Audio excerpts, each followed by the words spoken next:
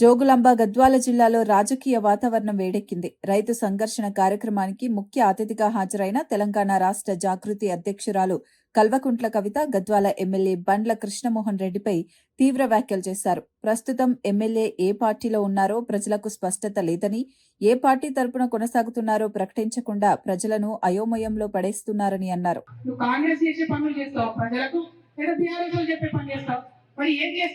ఏం చేయకపోతే ఎందుకున్నట్టు ఎమ్మెల్యే రాజీనామా చేయి రాజీనామా అంటే టీఆర్ఎస్ పార్టీ నన్ను సస్పెండ్ చేసి నీతి ఉంది, నాకు ధర్మం ఉంది కాబట్టి ఆ పార్టీ ద్వారా వచ్చిన ఎమ్మెల్సీకి ఒకటే నిమిషంలో నేను రాజీనామా చేసి నియంత్రణలే రాజకీయాలు చేయాలంటే నియంత్రణలే ధైర్యం ఉండాలి. ధైర్యం ఉంటేనే ప్రజాసేవలో ముందడుగు చేస్తుంది.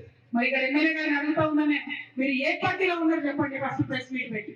ఇందాక తమ్ముడు రంజిత్ అన్నట్టు ఈయన నెల నెలకు